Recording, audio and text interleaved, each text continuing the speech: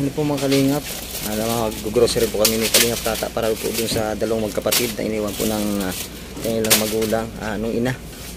At mag-grocery po si Kalingap Tata para po atin pong maidala dun sa magkapatid na sila Jasmine.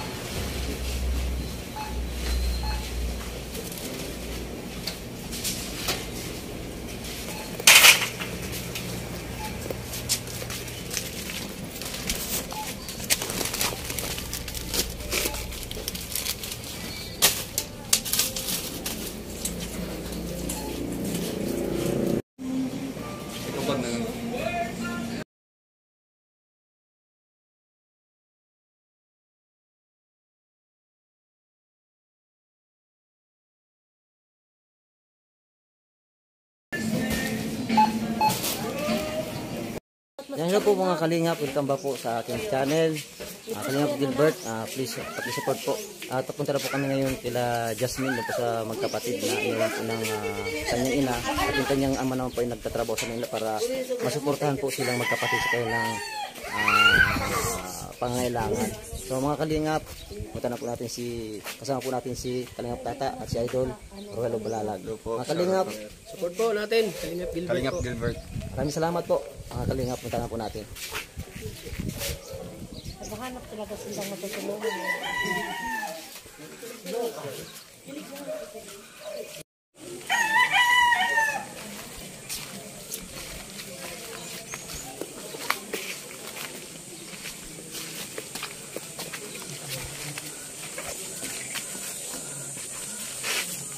Po. Hello Jasmine. Kumusta? Ito yung bahay niya, Jasmine.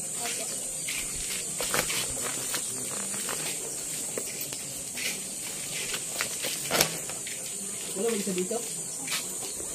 Ano pa yung mga magulang? Nag-aaral ka ba ngayon, Jasmine? Opo. Ano ka na? High school?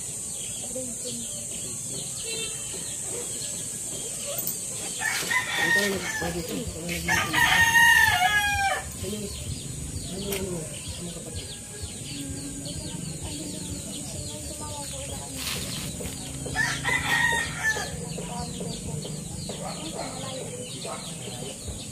Buti naman ang sinabi ko yung Kalingap Gilbert. Kalingap Gilbert. Yun po mga kalingap at yun po ating na-scout ay natulungan na ibigay po natin kay Kalingap Tata upang matulungan yung magkapatid. Nabilang po sila ng bigas at saka ng grocery. Kasama natin si Idol Rogelio Balalag.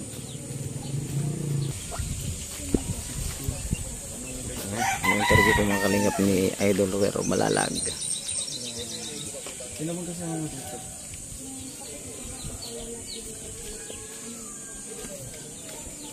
Paano yung pinagpila yung sarili dito? Saan kayo umasa ng pagkain ninyo? Minsan po lang, kasalo po ako ng makakot po ako ng buhangin para lang po makapag-walang tayo. Nag-aakot ka ng buhangin? Pero nag-aaral ka din. So grabe yung pagkakita natin sa kanyang tirahan dito, talagang maiisip natin na hindi po talaga ligtas yung ganitong bahay. Lalo na dalaga. Yung kapatid mo ilang taon niya? Sa babae? Lalaki. So kayong dalawa lang dito nakatira. So kumusta naman yung mga magulang mo? May contact ka sa kanila? Si papa mo lang? Opo, pero kay mama wala na po. Yan na po nag-speak. Pero talagang dalawa lang kayo magkapatid. Dinala po si mama. Kapatid niyo din yun? Opo. Saan si mama mo? Ano na din? May asawa na? May pamilya na bago? So, grabe yung nila dito mga kalingap. Yung kanilang tirahan, no? Sino bang nagawa nito? Si papa po Bago umalis. Dito lang po, sa baba po nito, mukhang ito? May tubig ba dito? Pag medyo mataas yung dito. Ano ba ito? Ilog? O mukhang na-stuck na tubig dito, no? Kasi grabe daming mga basura din sa baba. So, kumusta naman yung pag-aaral mo? okay naman na babalansin mo naman yung pag-aaral mo at pagtatrabaho mo. Araw-araw ka ba nagtatrabaho o minsan lang? Minsan lang po. Magkano din yung ano mo dyan? Kita mo? Ano po, 100 lang. 100? Sa isang araw. So ano, may tinatawagan mo si papa mo, sinachat mo, sinasabihan nyo na wala na kayong makain dito. O naghihintay lang kayo na mabigyan nyo.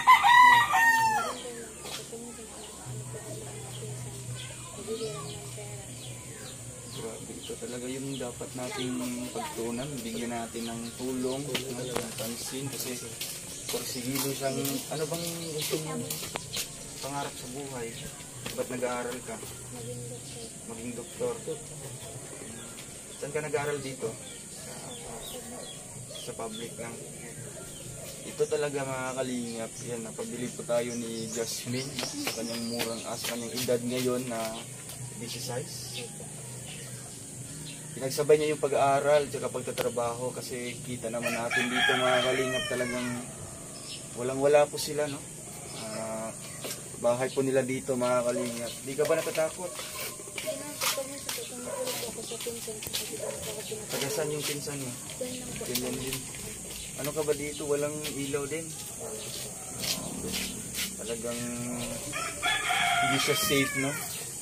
Kagaya ni Jasmine, dalaga, 16. Dito lang siya nakatira sa tabing daan. Talagang hindi siya maayos na walang pintuan na maayos. Wala ba itong pinto? Grabe. Talagang hindi siya safe. Hindi siya safe. Alam ba ni Papa mo yung sitwasyon mo dito? Ano bang sinasabi niya? Mag-iingat ka lang. Pero hindi naman siya magawa ng action para mabigyan dito ng maayos na kahit dingding man lang, mabigyan ng pintuan. Nag-iipon siya. Kailan ba yung huling uwi ng Papa mo dito? Umalis pa man po siya ng February lang po. February lang po. So, ngayon, talagang nakita ka ni Gilbert, na Kalingap Gilbert. Ano bang pwede namin may tulong sa inyo? Si Kalingap Tata, na vlog ka dahil kay Kalingap Gilbert. Kami din yung grupo ng Team Kalingap, ni Kuya Bal, para makapagbigay po ng tulong. So, sa ngayon, ano bang talagang una mong hilingin sa amin, o kaya kay Kalingap Tata, o kay Kuya Bal, no? Mapagawa.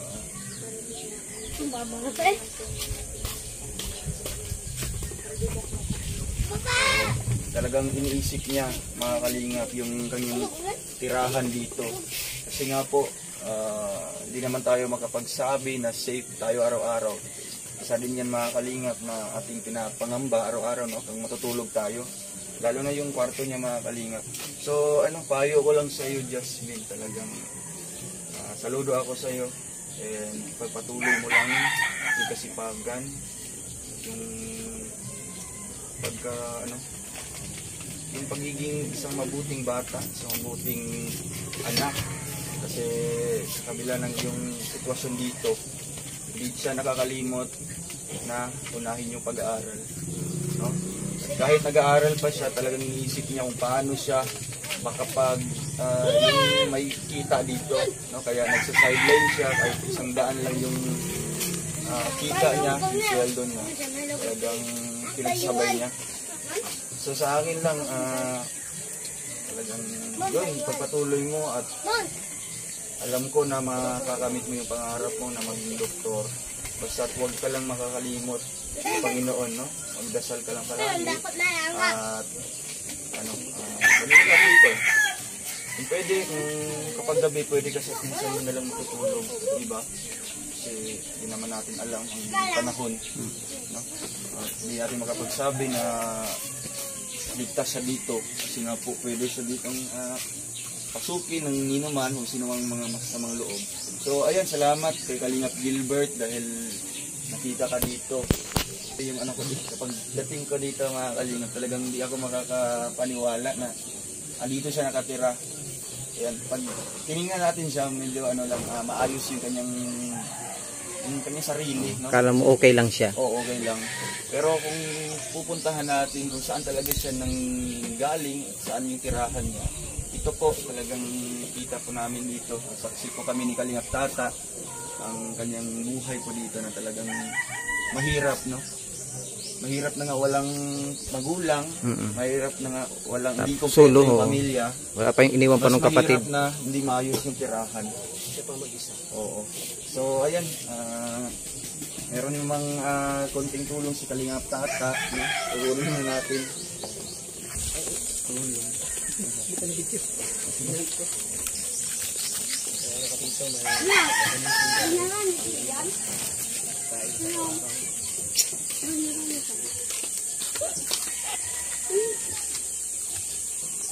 Sa natin. Sige. At din ito, binalot. Tingin ko ba ng ano? Gatas? Ang gatas para palaging ano ka, healthy at laging pag-iisip, matalino. Noodles. Ito po din pa. Saan mo yan? Mabuti. Saan ito po din? Sa mga dilata.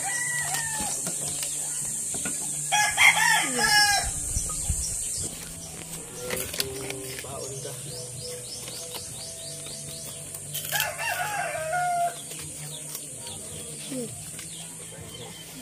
Ito Kalingap Tata, pang dagdag din.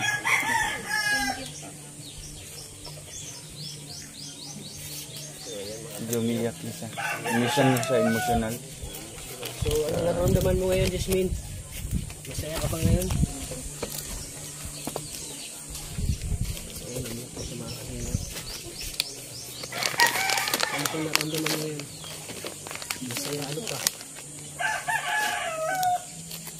Ayun, umiyak po sa mga kanina.